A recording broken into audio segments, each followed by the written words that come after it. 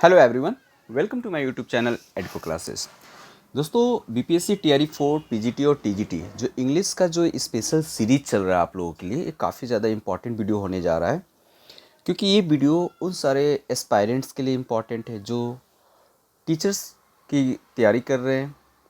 Class 6 to 8 हो, 9, 10, 11, 12, TGT PGT, चाहे वो बीपीएससी टीआरई 4 के लिए आप तैयारी कर रहे हो या फिर आगामी जो भी अपकमिंग एग्ज़ाम्स है जैसे कि DSSB, NVS, KVS या फिर रेलवे टीचर्स एग्ज़ाम्स होने जा रहे हैं, यूपी में जो एग्ज़ाम्स होने जा रहे हैं टीचर का, साथ ही साथ जो यूजीसी नेट है उसमें भी ये बहुत ज़्यादा क्वेश्चंस पूछी जाती है।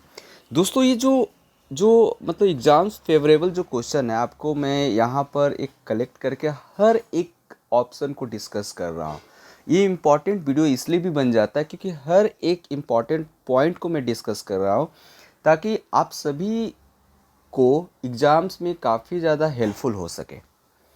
ये वीडियो में मैंने ये भी बताने की कोशिश किया है कि उन सारे एग्ज़ाम्स में जो एग्ज़ामिनर होते हैं कैसे एग्ज़ाम पेपर को सेट करते हैं, क्या उनकी मेंटल लेवल क्या रहता है पेपर को सेट करते समय। तो ये सभी चीज़ों को ध्यान रखते हुए आज के जो वीडियो है काफ़ी ज़्यादा इंपॉर्टेंट है। बने रहे अंत तक, देखते रहे एडको क्लासेस को, और वीडियो पसंद आने पर लाइक ज़रूर कर देंगे और दोस्तों के साथ ज़्यादा से ज़्यादा शेयर करेंगे इस वीडियो को।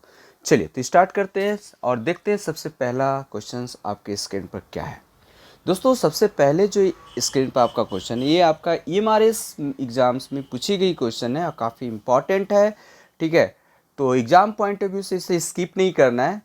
क्वेश्चन है, which poem of Robert Browning describe the futile love of a famous Italian painter for his wife Lucrezia। Okay, तो रॉबर्ट ब्राउनिंग की ये लिखी हुई जो मतलब इटालियन पेंटर पर जो लिखा गया है ल्यूक्रीजिया जो उसकी वाइफ होती है, ये एक फ्यूटाइल लव है। तो आपको बताना है कि इसमें से कौन सी पोम में उन्होंने डिस्क्राइब किया है फ्यूटाइल लव उस फेमस इटालियन पेंटर के बारे में जो अपनी वाइफ ल्यूक्रीजिया से फ्यूटाइल लव करता है। तो ठीक है, तो ये चीज़ें हम लोग देखेंगे। तो इसका आंसर आपका ऑप्शन में दिया हुआ है, Rabbi Ben Ezra, Porphyria's lover, the last ride together या एंड्रिया डेल साटो। तो इन चार ऑप्शन में से आपको पता करना है कि आंसर क्या होगा। दोस्तों ये मैं आपको बता दूं, ये चारों जो ऑप्शन है ना, ये चारों जो पोम है ये रॉबर्ट ब्राउनिंग की लिखी हुई पोम है, ठीक है। तो आपको ये लाइन ये पता करना है कि फ्यूटाइल लव जो है वो फेमस इटालियन पेंटर जो उनकी वाइफ होता है ल्यूक्रीजिया उनके बारे में कही गई है, तो वो किस पोम में मेंशन किया गया ये बता। तो दोस्तों ये पता करना है और इसके लिए आंसर जो हो जाएगा एंड्रिया डेल साटो। एंड्रिया डेल साटो जो है इसका आंसर होगा। दोस्तों हम एक एक ऑप्शन को डिस्कस करेंगे। एंड्रिया डेल साटो को फॉल्टलेस पेंटर भी कहा जाता है। दोस्तों ये ध्यान रखेंगे, इसे फॉल्टलेस फॉल्टलेस पेंटर भी कहा जाता है, ये ध्यान रखें, very very important for exam point of view. Okay, दूसरी बात, इसको रॉबर्ट ब्राउनिंग ने लिखा है। इस एक और इम्पॉर्टेंट पॉइंट है, ये पब्लिश्ड कब की गई थी। तो पब्लिकेशन डेट जो रहा है दोस्तों 1855 यानी 1855 में इसे पब्लिश की गई थी। उनकी जो एक पोएट्री कलेक्शन था मेन एंड वुमेन में ये कलेक्शन में इन्हें पब्लिश्ड की गई थी। मेन एंड वुमेन जो है उसी में पब्लिश्ड की गई थी आपका ये, ठीक है, एंड्रिया डेल साटो। एक ड्रामेटिक मोनोलॉग है दोस्तों, ये एक्चुअली लिखी गई थी इटालियन पेंटर एंड्री डेल साटो पर। ओके, एंड्री डेल साटो, ठीक है, एंड्री डेल साटो उस फेमस इटालियन पेंटर है, ठीक है। तो यही बताया जा रहा है कि उसी के नाम पर ये पोम रखा गया। नेम थीम जो था इसका जो मेन थीम है इस पोम का, the tension between creative impulse and the constraint of reality, ठीक है। इसमें मैसेज क्या प्रोवाइड करना, मतलब क्या मैसेज है, ये पोम आप पढ़ोगे बहुत ही इंटरेस्टिंग है। आप पढ़ोगे जब ये पोम तो आप इसका जो मैसेज निकल के आता, to make people aware of their analytical skill, यानी लोग अपने एनालिटिकल स्किल को कैसे अवेयर कर सकते हैं, कैसे जान सकते हैं चीज़ों को, ये चीज़ें इसमें मतलब ये दिखाने की कोशिश किया गया है इस पोम को पढ़ने के बाद। तो आप इसे पढ़ेंगे ज़रूर। ओके, दूसरा है Rabbi Ben Ezra. Rabbi Ben Ezra दोस्तों रॉबर्ट ब्राउनिंग की लिखी काफ़ी one of the most famous poem है। ठीक है, ये आपका जो है मतलब फेमस रैवी के बारे में लिखी गई है। अब्राहम रैवी अब्राहम इबन एजरा करके इनकी जो लाइफ होती है 1092 से लेकर 1167 तक इसका लाइफ स्पेन रहा है। और ये एक जूइस पोएट्स रहता है, ये जूइस पोएट रहता है जो दोस्तों, ये पोएट ही नहीं स्कॉलर भी रहता है। और ये कब रहती है तो 12th सेंचुरी में रहता है। ठीक है, अगर हम बात करें तो ये काफ़ी वन मल्टी टैलेंटेड पर्सन रहता है। ये एक पोएट भी रहता है, स्कॉलर भी रहता है, ग्रामरियन भी रहता है, एस्ट्रोनॉमी रहता है, एस्ट्रोलैब रहता है, और अदर मतलब टॉपिक पर भी बहुत सारा ज्ञान होता है। मतलब पहले के लोग ऐसा नहीं है कि सिर्फ एक ही टॉपिक पर ज्ञान रहता था, बहुत सारे क्योंकि डिस्ट्रैक्शन चीज़ें नहीं थी ना, पहले पहले डिस्ट्रैक्शन चीज़ें नहीं थी। अब भी हम लोग क्या हो गया, हमारे सामने बहुत सारे डिस्ट्रैक्टिव पार्ट एलिमेंट हमारे सामने, मोबाइल है, कंप्यूटर है, लैपटॉप है, नेट है, तमाम बहुत सारे चीज़ें हैं जो हमें डिस्ट्रैक्ट करती है और हम कंसंट्रेट नहीं कर पाते किसी टॉपिक पर। अगर हमें आज भी डिस्ट्रैक्शन चीज़ें नहीं रहेगी तो आज भी बहुत सारे ऐसे लोग हैं जो कहीं न कहीं वेस्ट कर रहे हैं। चलिए, तो ये पब्लिश्ड अगर डेट की अगर हम बात करें, रैवी बिन एजरा जो कब पब्लिश की गई थी तो 1864 में पब्लिश की गई थी। सोचिए दोस्तों, 1864 में इसको पब्लिश की गई थी। और इसकी जो थीम है वेरी इंपॉर्टेंट, पब्लिकेशन डेट, कभी कभी क्या होता है ना, ये पूछ दिया जाता है क्रोनोलॉजिकल। ये चारों तो पोम आपको है रॉबर्ट ब्राउनिंग का। यूजीसी नेट में मानो ऐसा पूछता है ना कि चारों पोएम दे दिया जाता है और पूछा जाता है कि इसको क्रोनोलॉजिकल ऑर्डर में अरेंज कीजिए, कौन सा पोएम पहले लिखी गई है। तो इस पॉइंट ऑफ व्यू से थोड़ा कॉम्प्लिकेटेड हो जाता है आपके माइंड में अगर नहीं है तो। ठीक है, फिर भी ध्यान रखना है। ठीक है, थीम इसकी जो है आपका एजिंग, थीम जो रहा है इसका एजिंग, एजिंग उम्र, उम्र बढ़ती हुई उम्र को दिखाया गया, विजडम बुद्धिमत्ता को दिखाया गया है, ये ध्यान रखेंगे। पर्पस ऑफ लाइफ, लाइफ का क्या पर्पस होता है, ये सभी चीज़ों को दिखाई गई है दोस्तों, पर्पस ऑफ लाइफ।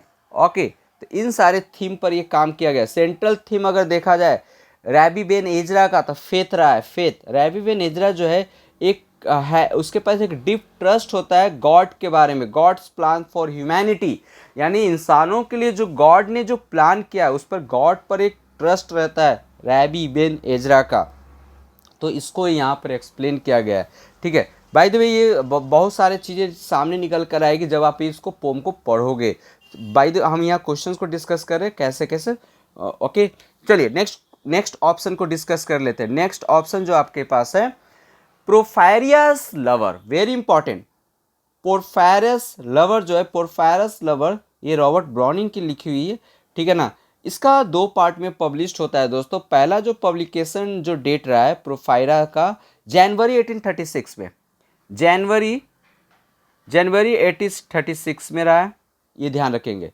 ठीक है, फिर इसको रिपब्लिश किया गया था ड्रामेटिक लिरिक्स करके, फिर से इसको पब्लिश किया गया था ड्रामेटिक लिरिक्स करके इसको पब्लिश की गई है 1842 में, 36 एंड 42, ध्यान रखेंगे ये चीज़ों को।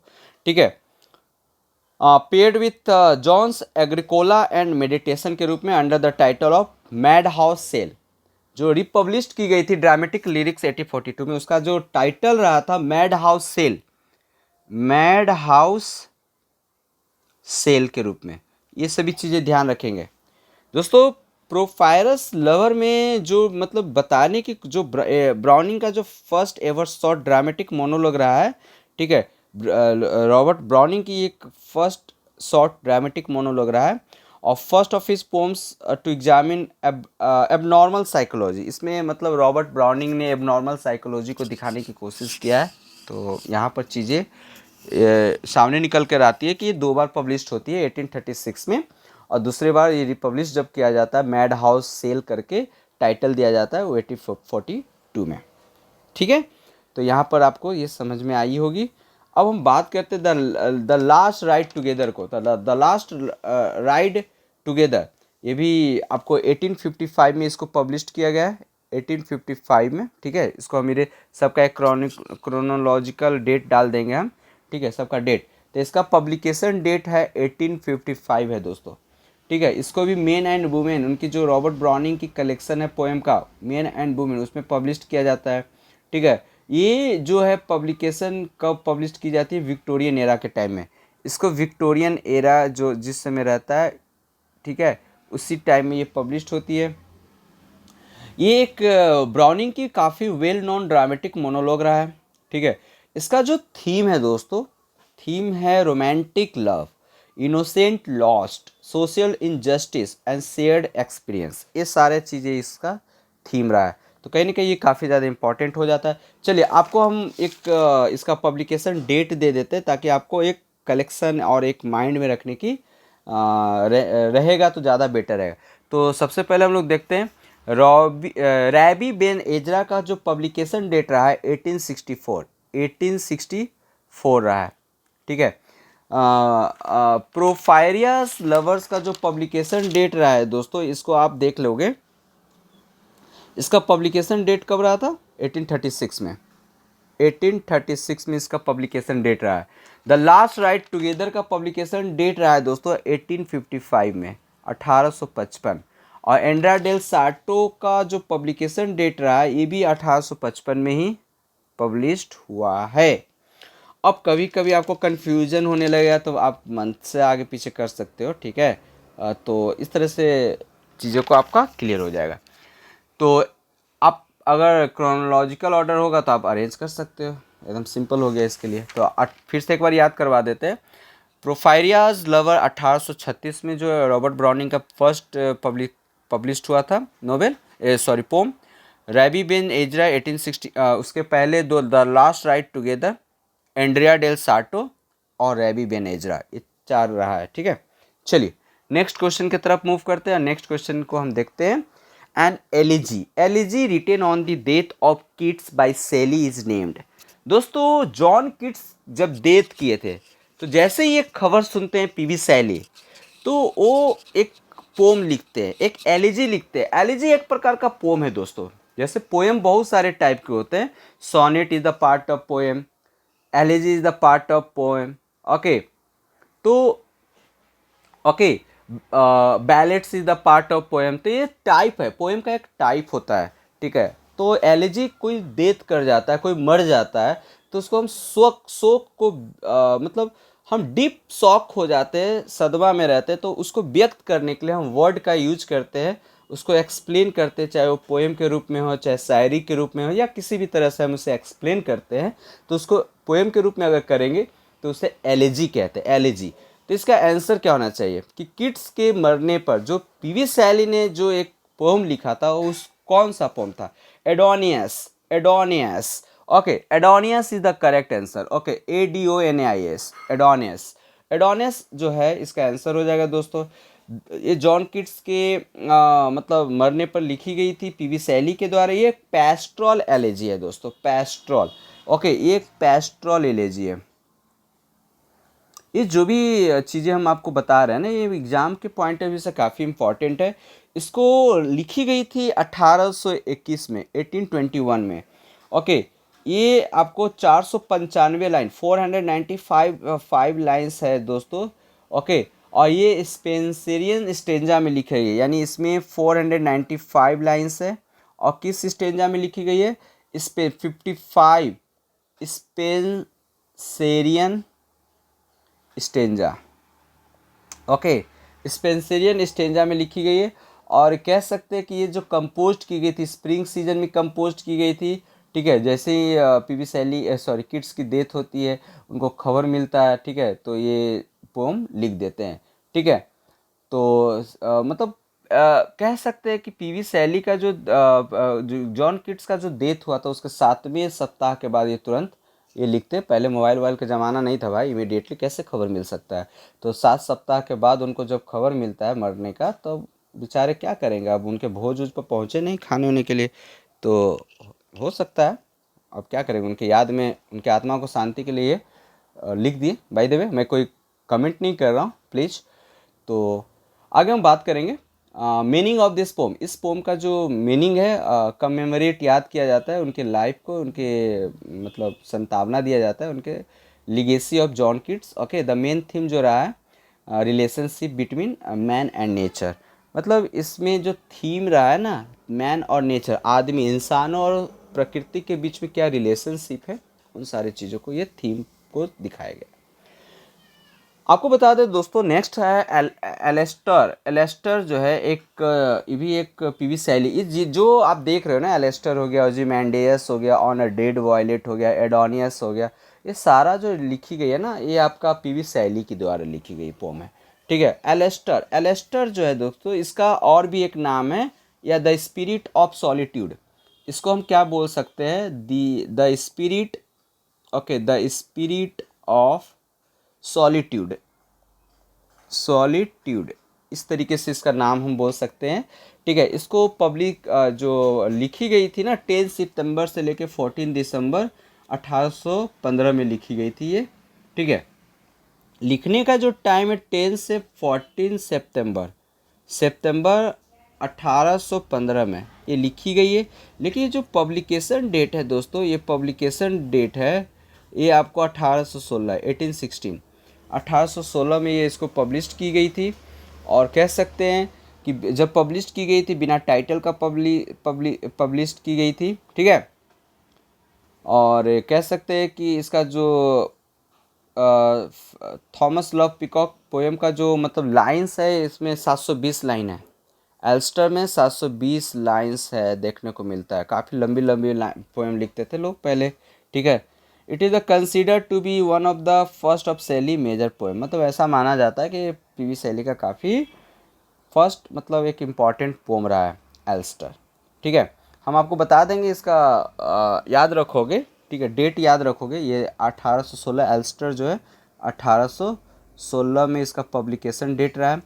अब हम बात करते हैं दोस्तों यहाँ पर, एडोनियस आपका 1821 रहा है पब्लिकेशन, मतलब इसकी लिखी गई थी 1821 में, तो ये ध्यान रखोगे। ठीक है। उसके बाद अगर हम बात करें ऑन अ डेड वॉयलेट की, अगर हम बात करें तो 1824 में लिखी गई है। ये भी पीवी शैलीस की द्वारा ही लिखी गई 1824 में। और ओzymandias की अगर हम बात करें दोस्तों, तो 1818 में लिखा गया है। कितना आसान है ना। चलो, तो आप इस तरीके से क्रोनोलॉजी, सबसे पहले एल्स्टर, दूसरी बात ओzymandias, एडोनियस, और उसके बाद हम बात करेंगे ऑन अ डेड वॉयलेट। तो इस तरीके से चीज़ें इनकी क्रोनोलॉजिकल ऑर्डर में आप सजा सकते हैं। ऑन अ डेड वॉयलेट जो है दोस्तों, ये एक पोस्थ्यूमस पोएम है, जो उनकी वाइफ मैरी शेली ने, मतलब उनकी वाइफ ने एडिट किया था। मतलब पीवी शैली के बाद जो उनकी वाइफ होती है मैरी शेली, वो इस पोम को एडिट करके पब्लिश करवाई थी। इसके जो थीम रहा है ना, ऑन अ डेड वॉयलेट का, loss, fleeting beauty, the cycle of life and death, and the enduring power of memory. तो ये सारी चीज़ें इसकी थीम रहा है। ओzymandias की अगर हम बात करें दोस्तों, ये एक रोमांटिक, मतलब पीवी शैली एक रोमांटिक पोएम थे। जॉन कीट्स, पीवी शैली, ये सभी रोमांटिसिज्म से बिलोंग करते थे, रोमांटिक एरा से बिलोंग करते थे। ठीक है। रोमांटिक एरा, रोमांटिक पोएट थे, कहे जाते हैं रोमांटिक पोएट। ओके। तो इनकी जो फर्स्ट पब्लिश्ड ओzymandias जो था, it was the first publish in the 11th century. ओzymandias सबसे पहले अगर हम बात करें, एक सोनेट है दोस्तों। इसका जो ओzymandias की अगर हम बात करें ना, इसका जो एक सोनेट है, ये ध्यान रखना, एक सोनेट है। मैंने आपको डिस्कस किया बहुत सारे वीडियो में कि सोनेट जो पोम का जो स्टाइल रहता है, writing style of the pome, तो उसमें 14 लाइन फिक्स होता है। जिस पोम में 14 लाइन आपका रहेगा, वो सोनेट है, एक प्रकार का सोनेट है। ठीक है। तो इसमें जो राइम स्कीम है, राइम स्कीम अगर देखने को मिलता है ओzymandias में, राइम स्कीम अगर देखने को मिलता है A C D, okay, C E हो गया, उसके बाद फिर से D हो जाएगा, E F, इस तरीके से राइम स्कीम देखने को मिलता है। ठीक है। तो आप इससे नोट डाउन कर लोगे, इम्पॉर्टेंट है। ठीक है। चलो, अब नेक्स्ट क्वेश्चन में मिलते हैं, नेक्स्ट वीडियो नहीं। Okay. Why is Lady Macbeth, Macbeth बहुत मतलब कह सकते हैं फेमस कैरेक्टर है विलियम शेक्सपियर का। तो मैकबेथ कह सकते हैं, मैकबेथ प्ले भी है दोस्तों विलियम शेक्सपियर का। तो कहा जा रहा है कि why is Lady Macbeth called the fourth witch. Lady Macbeth को फोर्थ विच क्यों कहा गया है शेक्सपियर की प्ले मैकबेथ में, ये बहुत इंपॉर्टेंट है। क्योंकि दोस्तों वो टोंट करती है, Macbeth to kill king Duncan, okay, Duncan, तो इस वजह से तो ऑप्शन ये इज द करेक्ट। ओके, इसमें मतलब कुछ ज़्यादा डिस्कशन करने की ज़रूरत नहीं है। नेक्स्ट क्वेश्चन की तरफ मूव करते हैं और देखते हैं नेक्स्ट क्वेश्चन। और आपकी स्क्रीन पर ये नेक्स्ट क्वेश्चन रहा, who were the principal members of the group called the lake poet. Okay, lake poet दोस्तों, लेक पोएट ये तीन ऐसे पोएट थे जो लेक पोएट कहलाए। क्यों कहलाए मैं बताता हूँ दोस्तों। ये वर्ड्सवर्थ, कॉलरिज और सॉ थे। ओके, तो ये तीन ऐसे पोएट रहे जो क्या कहलाए, लेक पोएट, क्योंकि इनकी जो घर था दोस्तों, रॉबर्ट सॉथे इनकी पूरी नाम था, ये ध्यान रखेंगे, इनका जो पूरा नाम था Robert okay Southey. William Wordsworth काफ़ी इनकी जो daffodil one of the most famous poem. Okay, Coleridge की अगर हम बात करें दोस्तों, Coleridge the rime of the ancient mariner Samuel Taylor Coleridge, इनका पूरा नाम था Samuel Taylor Coleridge. Robert Southey, okay, ये तीन ऐसे पोएट वे लेक पोएट कहलाए क्योंकि इनकी जो डिस्ट्रिक्ट थी वो 19th सेंचुरी में वो रोमांटिक मूवमेंट में जो कंसीडर करते हैं वो माना जाते हैं रोमांटिक पोएट माने जाते हैं। और इनकी जो घर था वो लेक साइड डिस्ट्रिक्ट में थी और इसीलिए इन्हें लेक पोएट कहलाए हैं। William Wordsworth, ST. कॉलरिज और रॉबर्ट सॉथे, ये तीन ऐसे पोएट रहे हैं जिनको लेक पोएट कहा जाता है। और क्यों कहलाया, क्योंकि इनकी घर लेक डिस्ट्रिक्ट में था। चलिए आगे हम बढ़ते हैं नेक्स्ट क्वेश्चन की तरफ। आई होप ये वीडियो सब आपको मतलब क्वेश्चन समझ में आ रहे होंगे, ज़्यादा कोई कंफ्यूज होने की ज़रूरत नहीं। अगर किसी प्रकार का कोई डाउट है तो आप मुझे कमेंट करके पूछ सकते हैं, ठीक है। चलिए नेक्स्ट है, which poem of Keats begins with the line, very famous line John Keats की, a thing of beauty is a joy for ever. ठीक है, मतलब किसी चीज़ की सुंदरता जो कभी हम भूल नहीं सकते, हमेशा हमारे दिमाग दिल पर छप जाते हैं किसी चीज़ की सुंदरता। तो ये चीज़ें हैं जॉन किट्स की। मतलब ये लाइन स्टार्ट की गई किस पोम में ये लाइन स्टार्ट किया गया, फर्स्ट स्टार्टिंग लाइन देखने को मिलता है। तो इंडीम्योन जो है दोस्तों, ये आंसर हो जाएगा इंडीम्योन। एक्चुअली ये जो चार आपको ऑप्शन दे रहे हैं, द पोर्ट ऑफ वेसिल, लैमिया, हैपेरियन, तो ये सारी जो है ना ये जॉन किट्स की लिखी हुई पोम है, ठीक है। एंडीम्योन की अगर हम बात करें दोस्तों, काफ़ी मतलब फेमस रहा है पोम जॉन किट्स की। इसमें अगर हम देखें 4,000 लाइंस देखने को मिलता है और इसको पब्लिश करवाई गई थी 1818 में। काफ़ी फेमस चीज़ देख लेंगे। ओके, उसके बाद हम बात करेंगे इसमें जो वर्स रोमांस है, सेफर्ड हीरो। ओके, सेफर्ड उसे कहते हैं दोस्तों जो भेड़ को चराता है, गरेरिया जिसको बोलते हैं हिंदी में, उसको सेफर्ड कहते हैं इंग्लिश में। Kids consider the poem to be an experiment and favourite attempt. ये पोम को मतलब 4 बुक में बांटा गया। एंडीम्योन को 4 बुक में बांटा गया और हर एक किताब में 1000 लाइन सॉन्ग है दोस्तों। समझ में आ रही बातें, ठीक है। अब हम बात करते द पोर्ट ऑफ बेसिल की अगर हम बात करें, ये भी जॉन किट्स की लिखी हुई है और ये पब्लिश्ड जो हुआ था ये 1820 में पब्लिश्ड हुआ है। यहाँ तक तो समझ में आ गया। इसका जो थीम है ना, लव है। जनरली जो पोम का थीम होता है, लव होता है, जेलेसी होता है, डेथ होता है, मेमोरी होता है। ओके, तो इस तरीके से चीज़ें देखने को मिलता है। तो इसका जो थीम है लव है, जेलेसी है। ओके, जेलेसी है और इसकी डेथ भी है। और इसकी हम बात करें तो ये एडप्टेड किया गया है द स्टोरी ऑफ बकासियो डिकामेरॉन के। ओके, ये बताता है एक यंग वुमेन की कहानी को बताता है। एक यंग वुमेन जो अपने फैमिली के साथ intent to marry her to some high noble and his olive tree but who falls for Lorenzo one of her brothers employ.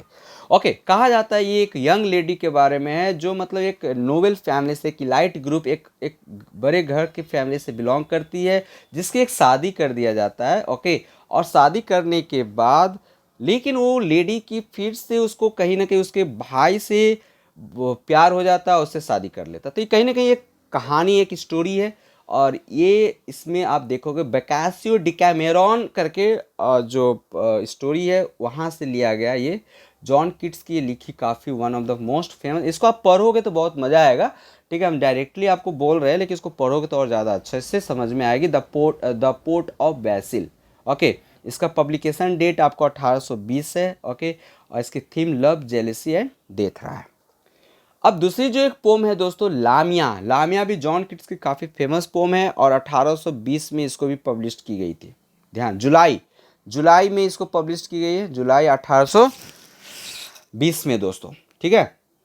इसकी अगर हम बात करें कि जो जॉन किट्स की लामिया एक ग्रीक गॉड हर्मेस के बारे में डिस्कस किया गया। He is roaming the woods chasing after nymph when Lamia serpent, okay. Lamia एक classical mythology of female demon रहती है, मतलब ऐसा मीथ है। मीथ मतलब समझ ही रहे होंगे आप, एक कही सुनी चीज़ें, बातों पर जो हमारी स्टोरी बनाई जाती है उसको माइथोलॉजी स्टोरी कहते हैं, क्लासिकल माइथोलॉजी स्टोरी। तो ग्रीक की एक क्लासिकल माइथोलॉजी स्टोरी है, उसमें एक फीमेल रहती है जो डेमोन रहती है, मतलब एक राक्षसनी का रोल प्ले कर, डिवोर्ड चिल्ड्रन, मतलब वो बच्चों को खाती है। रिटन इन आयाम्बिक पेंटामीटर, एक आयाम्बिक पेंटामीटर में लिखा गया है। इसकी जो राइमिंग कपलेट है, ओके। तो इस तरीके से चीज़ें हैं, लामिया आप पढ़ सकते हो। दूसरी जो पोम है हैपेरियन 1820 में ही पब्लिश की गई थी, ठीक है। तो इस तरीके से चीज़ें 1818, बाकी 3 पोएम 1820 में पब्लिश की गई थी। इसका theme nature of hope and despair रहा है दोस्तों। अगर हम बात करें तो ये romantic, John Keats romantic poet रहे हैं, पहले भी बता दिया, ओके। तो रोमांटिक का मतलब ये नहीं है लव सब नहीं, रोमांटिक का मतलब होता है जो नेचर से लव करता हो। नेचर, प्रकृति को क्या करता है अपने पोम, अपने राइटिंग में प्रकृति को ज़्यादा से ज़्यादा इन्वॉल्व करता है, नेचर को इम्पोर्टेंस ही देता है compare to human beings, animals. Creature से ज़्यादा इम्पोर्टेंट नेचर को अगर देता है तो उसे कहते हैं रोमांटिसिज्म मेरा, ओके। ये उल्टा पुल्टा मत समझना, ओके। चलो आगे हम बात करते हैं नेक्स्ट क्वेश्चन पर। नेक्स्ट क्वेश्चन आपके सामने ये रहा, what message does Keats ode on a Grecian urn convey. तो इसका आंसर क्या हो जाएगा दोस्तों, a work of a art immortalize youth and beauty. तो इसका आंसर जो हो जाएगा आपका option third is the correct answer. इसमें कोई डिस्कशन करने की जरूरत नहीं है, क्योंकि ये पूछ रहा है, मैसेज पूछा जॉन किट्स की कि odd on A Grecian earn में क्या बताया था, एक आर्ट की वर्क के बारे में डिस्कस करें जो काफ़ी ज़्यादा इमोर्टलाइज, मतलब जिसे हम भूल नहीं सकते, ओके। किसकी, यूथ एंड ब्यूटी को, ओके। यूथ एंड ब्यूटी की जो आर्ट है जो बनाई गई है उसको हम भूल नहीं सकते। ये सारी चीज़ें यहाँ पर बताई गई है। तो आई होप ये चीज़ें, वीडियो आज यहीं तक रहने देते। वीडियो काफ़ी ज़्यादा लंबा हो गया, 30 मिनट्स का, फिर भी ये इंपॉर्टेंट रहा आपकी वीडियो आपके लिए, ठीक है। तो आप इस वीडियो को अंत तक देखना। अगर वीडियो पसंद आया हो तो प्लीज़ लाइक शेयर सब्सक्राइब जरूर करना। फिर मिलते हैं नेक्स्ट वीडियो के साथ, तब तक अपनी तैयारी जारी रखो। Keep learning, keep practising. जय हिंद दोस्तों।